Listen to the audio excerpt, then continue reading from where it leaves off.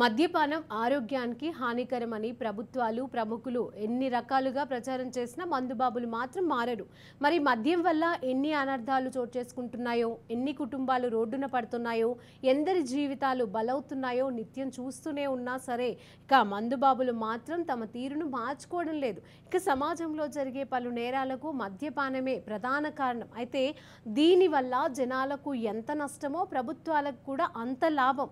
చాలా రాష్ట్రాలలో మద్యం మీద వచ్చే ఆదాయంతోనే బండిని ముందుకు లాగిస్తున్నాయి అనేది బహిరంగ రహస్యం. రేట్లు ఎంత పెంచినా, కల్తీ చేసినా సరే మద్యం డిమాండ్ మాత్రం తగ్గడం లేదు. ఇక ఆల్కహాల్ సేవించే వాళ్ళు తెలుగు రాష్ట్రాల ప్రజలే ముందు వరుసలో ఉంటారు. ఇక కాదేది కల్తీకి అనర్హం అన్నట్లుగా ఆహార పదార్థాలతో పాటుగా మద్యాన్ని కూడా కల్తీ చేస్తూ ఉంటారు. దాన్ని తాగితే తీవ్ర అనారోగ్య సమస్యలతో పాటుగా ప్రాణాలు కూడా పోతాయి. తాజాగా ఇదే సంఘటన చోటు చేసుకుంది.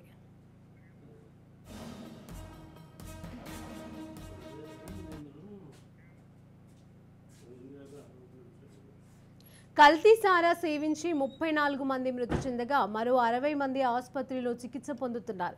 వీరిలో 30 మంది తీవ్ర అస్వస్థతకు గురైన సంఘటన తమిళనాడులో వెలుగు చూసింది. రాష్ట్రంలోని కల్లకుర్చి జిల్లాలో కల్తీ సారా తాగి మృత్యువాత పడుతున్నారు. మరికొంతమంది పరిస్థితి విషమంగా ఉన్నట్లుగా వైద్యులు చెబుతున్నారు. ఈ విషాద ఘటన తమిళనాడును కుదిపేస్తోంది.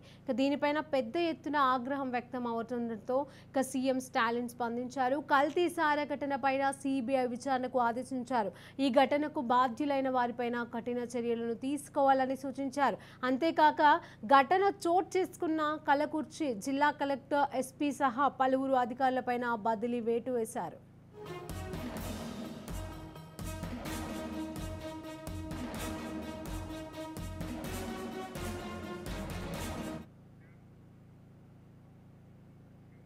ఇక ఈ దారుణానికి కారణమైన వాళ్ళు ఒకరిని అరెస్టు చేశారు పోలీసులు. అతడి వద్ద నుంచి భారీగా కల్తీ సారాను సీజ్ చేశారు. అలానే బాధితులకు వైద్యం అందించడం కోసం 18 ప్రత్యేక వైద్య బృందాలను చెన్నై నుంచి కల్లకుర్చికి పంపించినట్లుగా ప్రభుత్వం తన ప్రకటనలో వెల్లడించింది.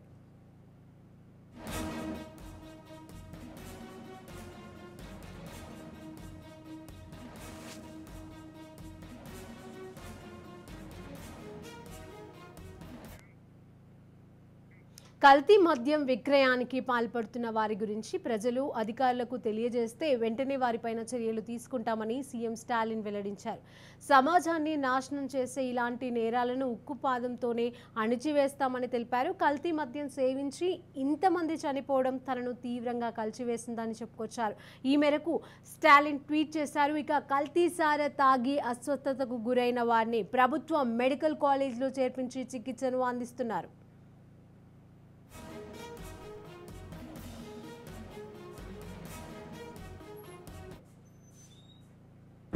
మృతుల కుటుంబాలకు సీఎం స్టాలిన్ 10 లక్షల రూపాయల చొప్పున పరిహారం ప్రకటించింది. ఇక స్టాలిన్ సర్కార్ ఆసుపత్రులలో చికిత్స పొందుతున్న వారికి 50,000 రూపాయలు ఇస్తామని వెల్లడించారు. ఈ ఘటనపైన విచారణ జరిపించేందుకు మాజీ న్యాయమూర్తి జస్టిస్ గోకుల్ దాస్ నేతృత్వంలో కమిషన్ను ఏర్పాటు చేశామని తెలిపారు. 3 నెలల్లో నివేదికను సమర్పించాలని ఆదేశించారు.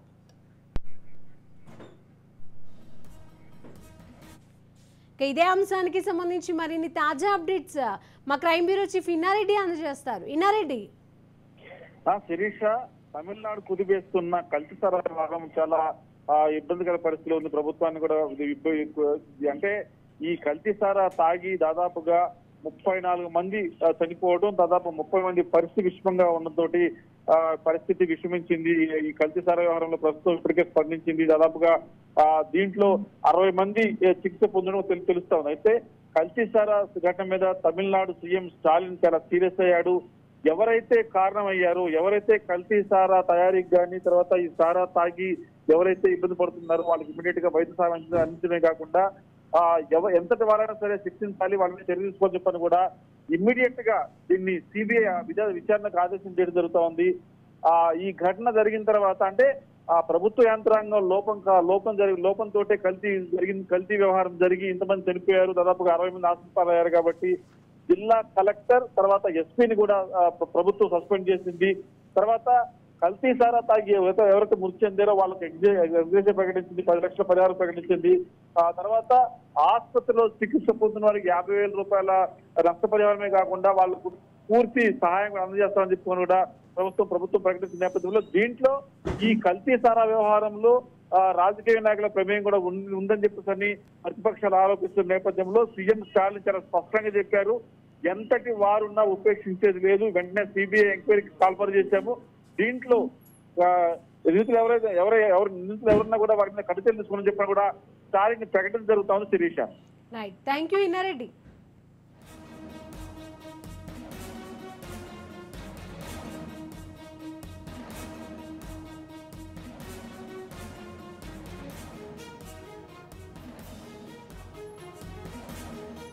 Is prohibition minister. That's the name. He goes and takes a oath. So I will do prohibition. That's how he takes oath. The current minister Muthuswamy ji, previously Senthil Balaji ji, was there. The minister himself, prohibition minister, is more focused on opening more Tasmak shop, selling more liquor, increasing government revenue. How will you stop this illegal hooch, which is brewed everywhere, sold everywhere, people drink? On one side you are creating a culture of addiction. When people can't spend 110 rupee, then they want to go and buy an illegal hooch at 30 rupee. At 20 rupee. That's how people die. So you keep quarter bottle. I don't know what is the cost of a quarter bottle. I think it's around 120, 115 rupee. Then you addict people by giving. Then after getting addict, they can't afford it. Then that is why the instance of hooch brewing in Tamil Nadu is becoming larger and larger and larger. Now it's high time the prohibition minister resigns. CM last year said, oh, after 18 years it is happening. So BJP is doing politics. This year, second year it is happening. So where will CM go and show his face now? Now CM has to take personal responsibility, ask his prohibition minister to resign and set the whole house in order. There is a separate police task force only to stop this illegal hooch. What is that police force doing? So it only shows the complete collapse of law and order in Tamil Nadu.